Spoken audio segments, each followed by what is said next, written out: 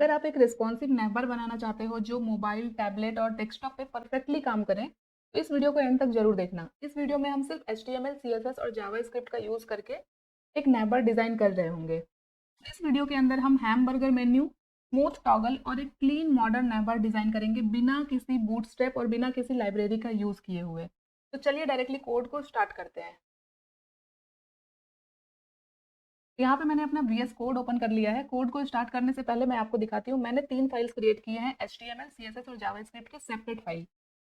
तो इतना आप लोग कर लेना और हम लोग अभी आ जाते हैं डायरेक्टली अपने HTML में।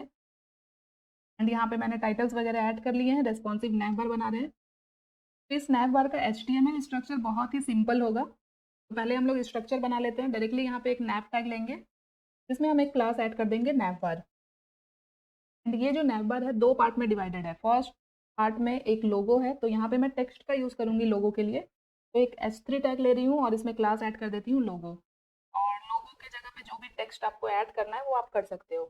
मैंने जस्ट एक टेक्स्ट यहाँ पे ऐड कर दिया जो कि एज ए लोगो काम करेगा। अब हम लोगों को अपने नैवबार के अंदर लिस्ट आइटम्स ऐड करने हैं।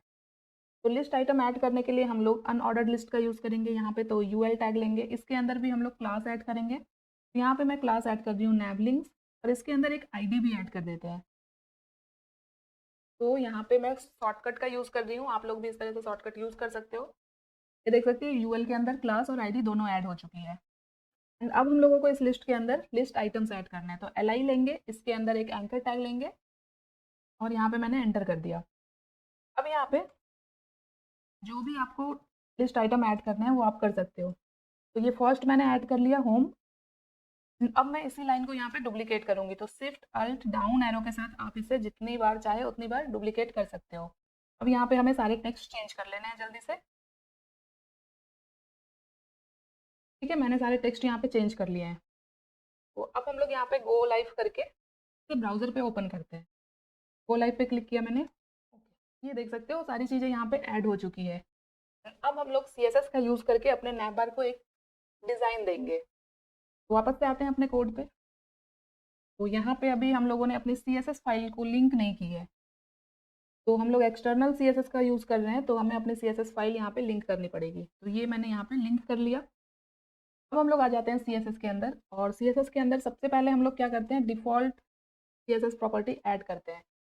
तो मार्जिन 0 किया मैंने, यहाँ पे P0 लिख के एंटर किया, पैडिंग 0, बॉक्स साइजिंग यहाँ पे कर देते हैं border box. That's it. Now सबसे पहले बॉडी टैग को सेलेक्ट करते हैं। अभी मैंने कुछ इस तरह से रखा है स्क्रीन को ताकि आपको सारी चीज़ें दिखती रहे। तो बॉडी के अंदर हम लोग सबसे पहले तो विड्थ ऐड कर देंगे 100%, हाइट भी यहाँ पे कर देंगे 100 VH। और अब यहाँ पे मुझे एक बैकग्राउंड कलर डाल देना है बॉडी के अंदर। तो यहाँ पे बैकग्राउंड प्रॉपर्टी का यूज़ करेंगे और जो भी कलर आपको डालना है, जैसे अभी मैं यहाँ पे, मुझे सपोज़ कलर याद नहीं है, मैंने ब्लू लिख दिया।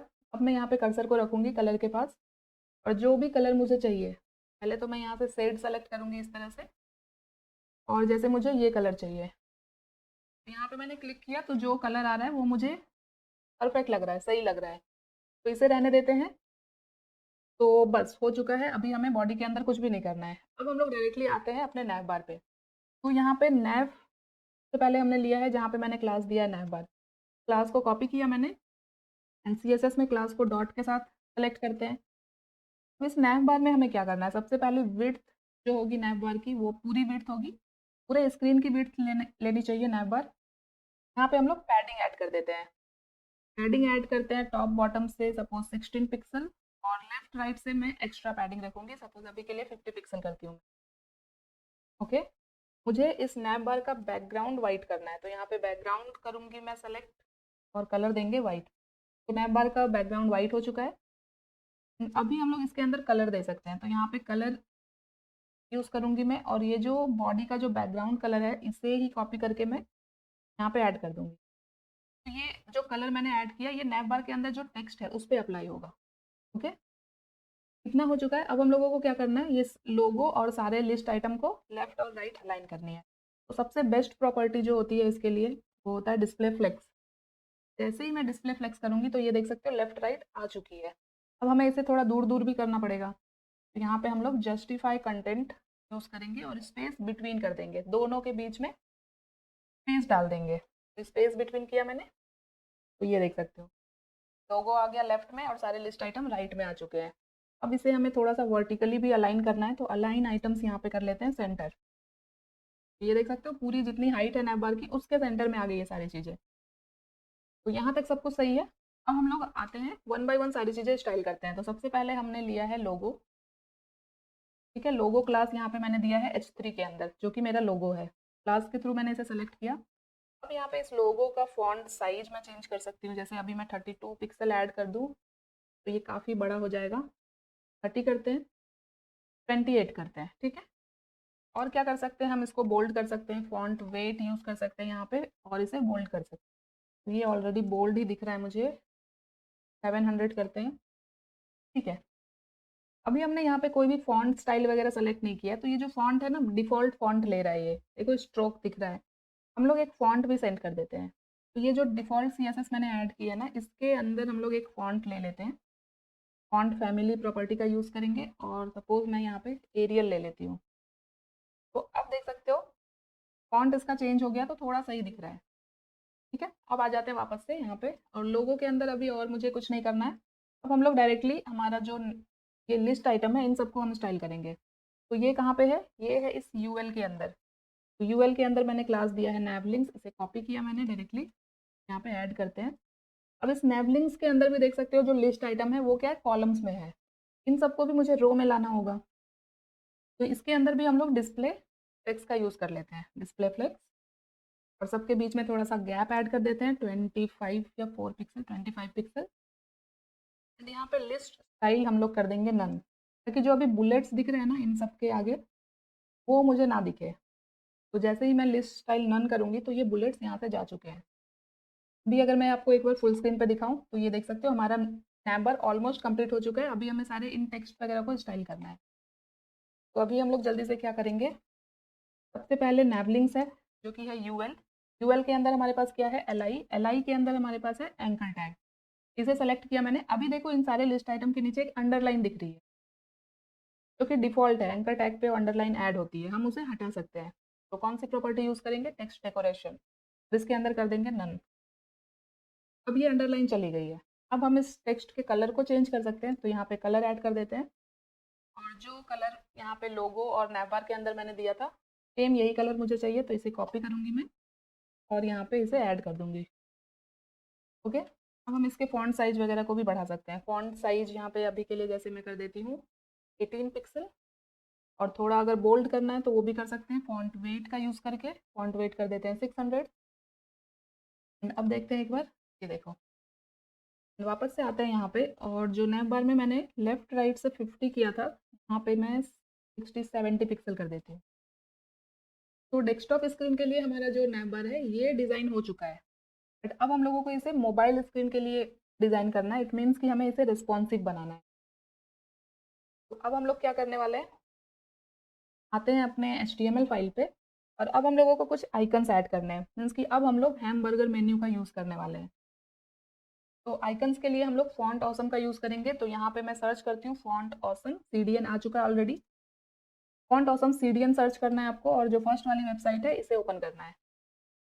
ठीक है, और यहाँ पे बहुत सारे लिंक दिखेंगे, हमें सिर्फ फर्स्ट वाली लिंक को यहाँ पे क्लिक करके कॉपी कर लेना है और इसे अपने HTML फाइल में हेड टैग के अंदर कहीं पे भी ऐड कर देना है। ठीक है, मैं यहाँ पे ऐड कर देती हूँ। ये फॉन्ट ऑसम का CDN लिंक है। अब हम लोग आइकन्स को यूज़ कर सकते हैं फॉन्ट ऑसम के। तो यहाँ पे हम लोग फिर से आते हैं अपने क्रोम ब्राउज़र पे और फिर से यहाँ पे सर्च करते हैं फॉन्ट ऑसम। अभी हमें CDN सर्च नहीं करना है, सिर्फ फॉन्ट ऑसम। फॉन्ट ऑसम की वेबसाइट ओपन हो चुकी है, इसे ओपन किया मैंने। यहाँ पे एक सर्च बॉक्स है, यहाँ पे मैं सर्च करूँगी मेन्यू। तो कुछ इस तरह का इंटरफेस आपके पास आ जाएगा। अगर आप मेन्यू सर्च करोगे तो आपको इस तरह के आइकन दिखेंगे। यहाँ पे आप लोगों को पता होना चाहिए कि हम क्या सर्च कर रहे हैं, तो इस तरह से आप लोग टेस्ट एंड ट्राई करते रहना। ठीक है, मैंने बार सर्च किया तो देख सकते हो ये मुझे मिल रहा है। फॉन्ट ऑसम के अंदर ये जो आइकन है ये क्या है, बार्स है। तो ये वाला आइकन चाहिए मुझे, इस पर क्लिक किया मैंने, एंड यहाँ पे ये जो ब्लू बॉक्स आ रहा है इसके अंदर क्लिक करना है। इसके बाद हमें अपने कोड पे आ जाना है। तो यहाँ पे मैं आ चुकी हूँ। अब मैं इसे कहाँ पे ऐड करूँगी, इसे मैं ऐड करूँगी इस यूएल के अंदर। ये सारे जो लिस्ट आइटम ऐड हो रहे हैं इसके बाद मैं यहाँ पे इसे पेस्ट कर देती हूँ। अभी हम लोग एक बार अपना आउटपुट देखते हैं कि ये कहाँ पे ऐड हो रहा है। तो यहाँ पे आते हैं, ये देखो, ये यहाँ पे ऐड हो रहा है। अभी हम लोगों को एक क्लोज बटन भी चाहिए, तो यहाँ पे फिर से आते हैं फॉन्ट ऑसम पे, और यहाँ पे मुझे क्लोज बटन चाहिए। तो इसके अंदर जो क्लोज बटन आता है वो हम लोग इस तरह से सर्च कर सकते हैं, क्योंकि इसके अंदर देखो यहाँ पे मार्क, अगर आप सर्च करोगे तब आपको ये सारे आइकन्स मिलेंगे। मुझे ये वाला आइकन चाहिए, इसे ओपन करूंगी मैं और यहाँ पे क्लिक करूंगी। एंड यहाँ पे जो मैंने बार्स वाला आइकन पेस्ट किया, इसके जस्ट नीचे इसे भी ऐड कर दूंगी। तो ये आइकन्स हमने ऐड कर लिए हैं। अभी मैं यहाँ पे इसके अंदर एक आईडी दे दूंगी। ये जो है मेरा ये हैमबर्गर मेन्यू है, तो यहाँ पे इसका यूज़ हम लोग करेंगे मेन्यू को ओपन करने के लिए। तो यहाँ पे मैं इस तरह से आईडी दे देती हूँ, ओपन, सॉरी, मेन्यू ओपन। और ये जो क्लोज बटन है, इसका यूज़ करने वाले हैं हम लोग मेन्यू को क्लोज करने के लिए। तो उसके हिसाब से मैं यहाँ पे आईडी पास कर रही हूँ, क्लोज, सॉरी, यहाँ पे हम लोग इस तरह से करेंगे, मेन्यू क्लोज। तो इसके अंदर मैंने आईडी दे दी है। अभी यहाँ पे आते हैं अपने कोड पे, तो ये देखो दोनों आइकन्स यहाँ पे ऐड हो चुके हैं। अभी हम इसे थोड़ा सा स्टाइल भी कर लेंगे। तो इसे स्टाइल करने के लिए हम लोग इसके आईडी के थ्रू इसे हम लोग स्टाइल करेंगे। आते हैं सीएसएस में, यहाँ पे हमने जो आईडी दी है, तो सीएसएस में आईडी के साथ एलिमेंट को सेलेक्ट करने के लिए हैश का यूज़ करते हैं। और आईडी क्या दिया है मैंने, मेन्यू ओपन। दोनों आइकन को हम यहीं पे स्टाइल करेंगे एक साथ, क्योंकि दोनों के अंदर मुझे अभी कुछ सेम प्रॉपर्टी देनी है। तो यहाँ पे मैंने दोनों को सेलेक्ट कर लिया, एक है मेरा मेन्यू ओपन और एक है मेन्यू क्लोज। अब इसमें मुझे क्या करना है, सबसे पहले तो मुझे इसका साइज बड़ा करना है। तो यहाँ पे फॉन्ट साइज यूज़ करूँगी मैं, फॉन्ट साइज 32 पिक्सल, 32 पिक्सल करना है मुझे। एंड इसे बोल्ड भी करना है, तो यहाँ पे फॉन्ट वेट यूज़ कर लेंगे। फॉन्ट वेट इसमें हम कर देते हैं 6 या 700 कर देते हैं। अभी ये आपको दिख नहीं रहा होगा, इसे मैं अगर फुल स्क्रीन पे करूँ तो देख सकते हो, दिख रहा है। आई थिंक 32 पिक्सल बहुत ज़्यादा हो रहा है, 32 की जगह 30 करते हैं अभी, और यहाँ पे कर्ली ब्रेसेस ऐड करते हैं। और एंड इसके ऊपर हम कर्सर पॉइंटर लगा देते हैं, कर्सर पॉइंटर, ताकि एक फिंगर की तरह पॉइंट हो जब भी हम इस पे कर्सर को लेके जाएं। ये देखो इस तरह से। तो अब यहाँ पे क्या हो रहा है कि डेस्कटॉप स्क्रीन पे भी ये आइकन मुझे दिख रहा है, बट हमें डेस्कटॉप स्क्रीन पे इस आइकन को नहीं दिखाना है। तो इसके लिए हम लोग यहाँ पे क्या करेंगे, इसके अंदर हम प्रॉपर्टी ऐड करेंगे डिस्प्ले नन। ये देखो ये चला गया। तो डेस्कटॉप स्क्रीन के हिसाब से सारी चीज़ें हमने डिज़ाइन कर ली है। हमारा नैव बार कम्प्लीटली यहाँ पे डिज़ाइन हो चुका है डेस्कटॉप स्क्रीन के लिए। नाउ हम लोग टैबलेट और मोबाइल स्क्रीन के लिए इसे डिज़ाइन करने वाले हैं। तो अब हम लोग यूज़ करेंगे मीडिया क्वेरी का। तो यहाँ पे मीडिया क्वेरी का सिंटेक्स होता है @मीडिया। यहाँ पे मैं कुछ इस तरह से लिखती हूँ, मुझे ये लिखने की आदत है, मीडिया ओनली स्क्रीन एंड। अब यहाँ पे हम लोग मैक्स विड्थ का यूज़ करेंगे, मैक्स विड्थ। तो कौन से स्क्रीन साइज तक हमें अपने इस नैवबार को रिस्पॉन्सिव करना है। तो यहाँ पे मैं अभी 768 पिक्सल ऐड करती हूँ। 768 पिक्सल ऐड करने से क्या होता है, ये टैबलेट और मोबाइल दोनों के लिए एक साथ रेस्पॉन्सिव हो जाता है। तो यहाँ पे मीडिया क्वेरी के अंदर हम लोग क्या करेंगे, 768 पिक्सल से नीचे की स्क्रीन पे हमें जो चीज़ें नहीं चाहिए, जैसे कि ये सारे जो टेक्स्ट है, अबाउट, होम, ये सारे नैवलिंग्स मोबाइल स्क्रीन पे हमें नहीं दिखाने हैं। तो हम लोग क्या करेंगे, यहाँ पे हमने नैवलिंग्स को लिया है यूएल के अंदर, और यूएल में मैंने देखो एक आईडी भी दी है, नैवलिंक। यहाँ पे नैव लिंक्स कर देते हैं, ठीक है। और इस आईडी को मैं यहाँ पे कॉपी करूँगी और आते हैं सीएसएस में, एंड यहाँ पे मीडिया क्वेरी के अंदर मैं इसे ऐड करूँगी। और मैं चाहती हूँ मोबाइल स्क्रीन पे मुझे ये सारे नैव लिंक्स ना दिखे। तो हम क्या करेंगे, यहाँ पे इसके डिस्प्ले को नन कर देंगे। जैसे ही मैंने डिस्प्ले नन किया, देख सकते हो ये सारी चीज़ें यहाँ से चली गई, सारे नैव लिंक्स चले गए। तो अब जब नैव लिंक्स चले गए हैं तो मुझे क्या दिखना चाहिए, मेरा जो हैमबर्गर मेन्यू है वो मुझे दिखना चाहिए। तो स्टार्टिंग में हमने यहाँ पे देख सकते हो हैमबर्गर मेन्यू किसके अंदर है, इस मेन्यू ओपन के अंदर। इसे कॉपी किया मैंने, यहाँ पे मैंने क्या किया है, display none, but mobile screen पे मुझे ये दिखाना है। तो यहाँ पे क्या कर देंगे, हम इसके डिस्प्ले को चेंज करके ब्लॉक कर देंगे। तो यहाँ पे मैंने जो मेन्यू ओपन वाला बटन था, जो हैमबर्गर मेन्यू था, उसे मैंने डिस्प्ले ब्लॉक किया, बट अभी भी ये मुझे यहाँ पे नहीं दिख रहा है।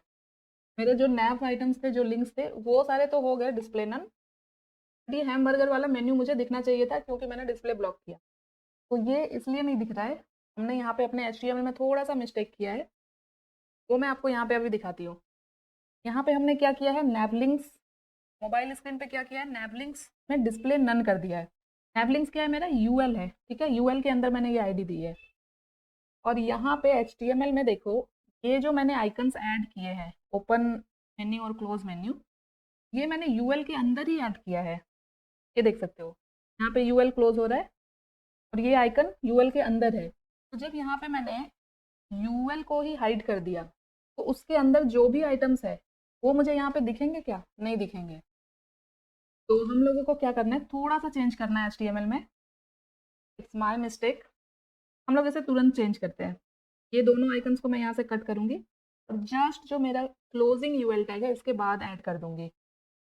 देखो, जैसे ही मैंने यूएल के बाहर निकाला इस आइकन को, तो मुझे यहाँ पे आइकन दिख गया। क्योंकि अभी क्या है, अभी ये मेरा मोबाइल स्क्रीन ही है या फिर टैबलेट स्क्रीन ही है, या फिर हम ये बोल सकते हैं कि 768 पिक्सल से छोटी स्क्रीन साइज है ये।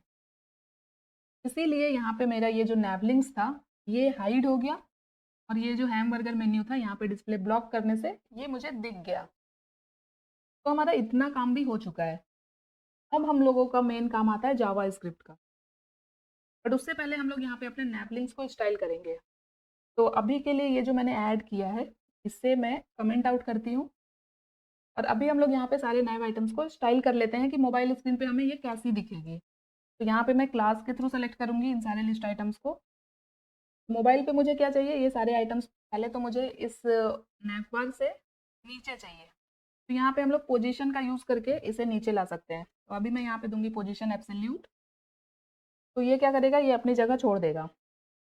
अब हम लोग यहाँ पे इसे टॉप से नीचे लाना चाहते हैं, तो टॉप से अगर मैं यहाँ पे 65 पिक्सल समथिंग ऐड करूँ तो ये नीचे आ चुका है। बट ये अभी आपको नहीं दिख रहा है। तो एक काम करते हैं, अभी यहाँ पे हम लोग इसमें विड्थ ऐड करते हैं सबसे पहले। तो इसकी विड्थ भी मैं यहाँ पे 100% रखूँगी और इस पे हम लोग एक बैकग्राउंड ऐड करते हैं। तो बैकग्राउंड कलर यहाँ पे मैं ऐड करूँगी, जैसे अभी मैं ब्लू लिखती हूँ यहाँ पे। तो जैसे ही मैंने बैकग्राउंड कलर दिया तब मुझे ये दिख रहा है, क्योंकि टेक्स्ट और बैकग्राउंड का कलर सेम हो रहा था इसलिए नहीं दिख रहा था। तो मुझे ये बैकग्राउंड नहीं चाहिए, मैंने जो बॉडी के अंदर कलर ऐड किया है उसका ही मुझे लाइट वर्जन यहाँ पे ऐड करना है। तो कुछ ऐसा रख सकती हूँ, इतना रख सकते हैं। ओके, तो अभी देखो लेफ्ट, बिल्कुल लेफ्ट साइड में नहीं आया ये। तो हम लोग यहाँ पे क्या करेंगे, जो टॉप से मैंने की है यहाँ पे मैं लेफ्ट से अगर इसको 0 कर दूँ तो ये पूरी विड्थ ले लेगा। एंड इसके अंदर मैं पैडिंग ऐड कर देती हूँ। तो टॉप बॉटम से 20 पिक्सल, लेफ्ट राइट से 40 पिक्सल की पैडिंग देती हूँ।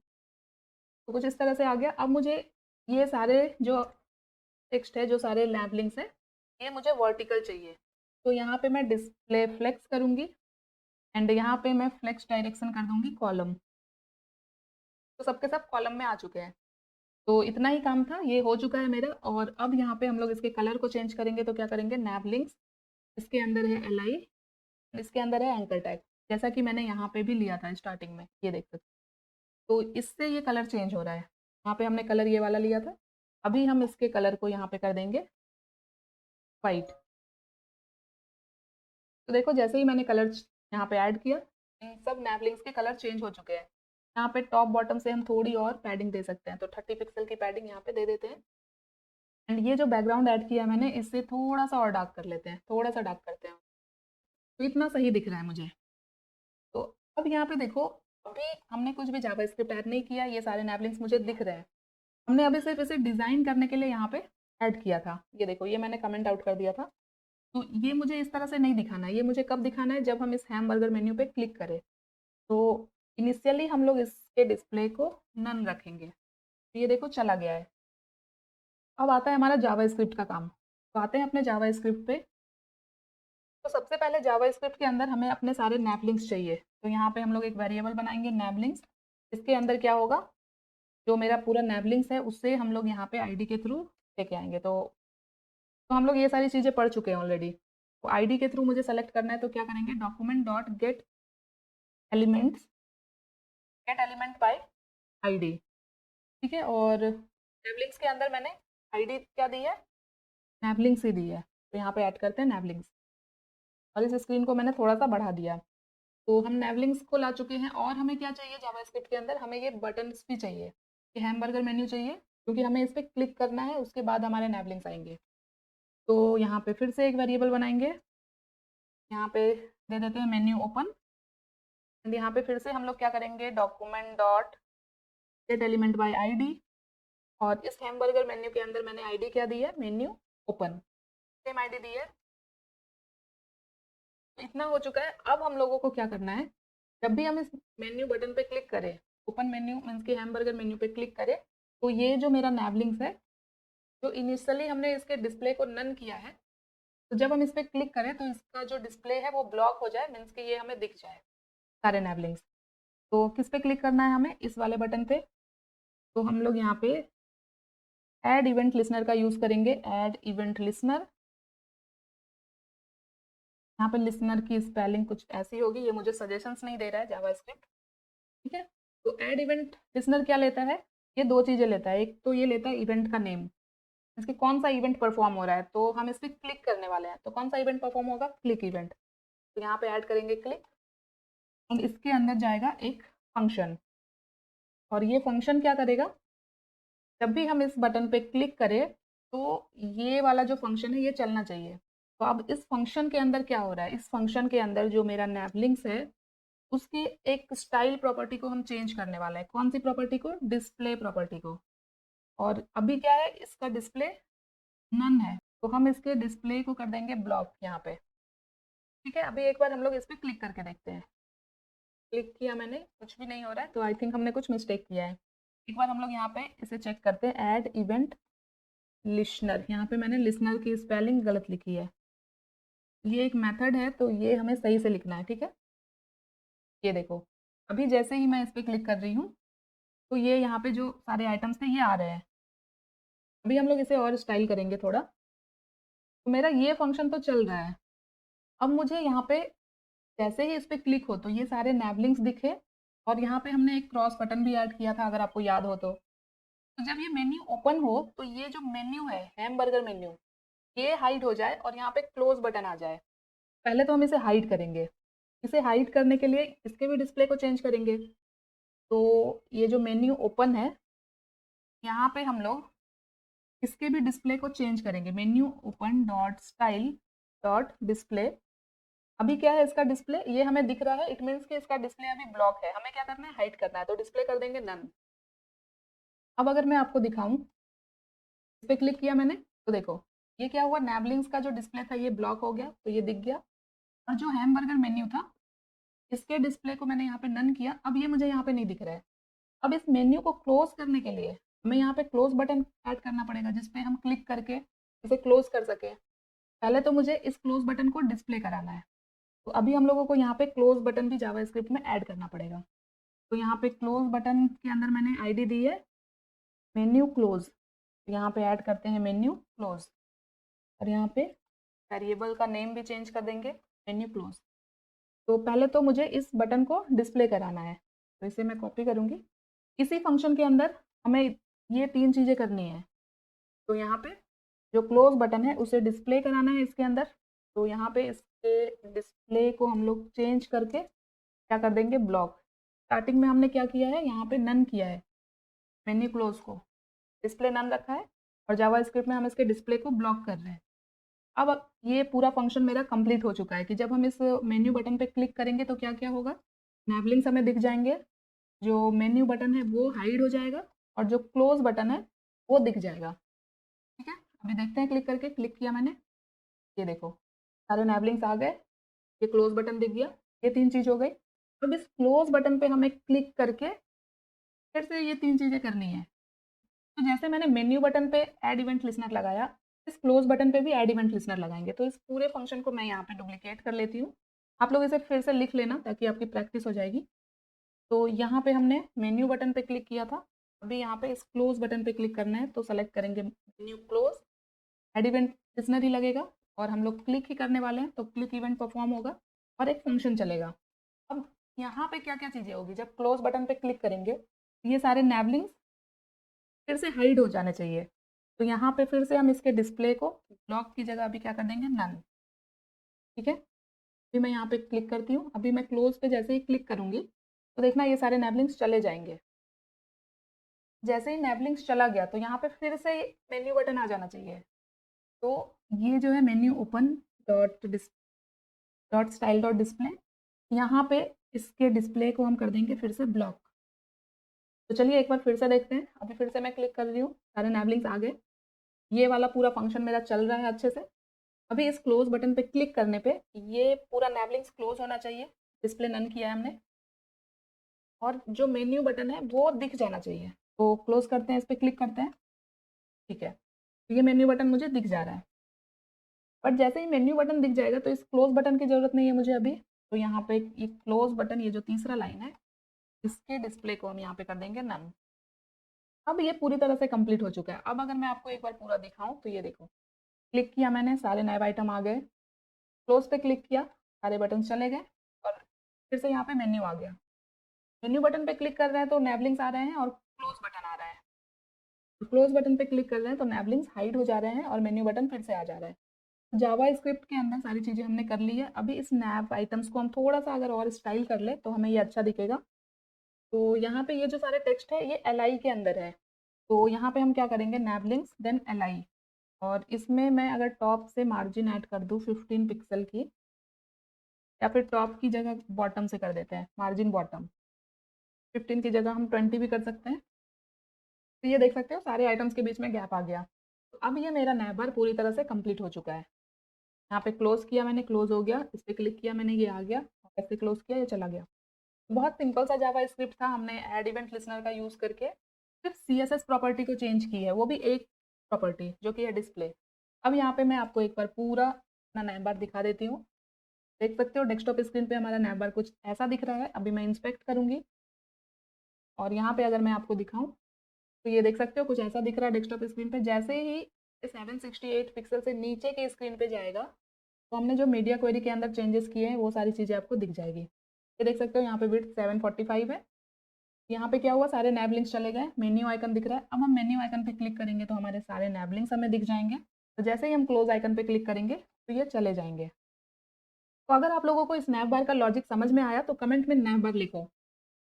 नेक्स्ट वीडियो में हो सकता है हम इसी नैब बार को और इम्प्रूव कर रहे होंगे, इसके अंदर हम कुछ ड्रॉप डाउन वगैरह ऐड कर रहे होंगे। तो इस वीडियो को आप लोग कंप्लीट जरूर कर लेना ताकि आगे आपके लिए हेल्पफुल रहे। मिलते हैं नेक्स्ट वीडियो में, तब तक के लिए thank you so much guys for watching this video. Bye bye.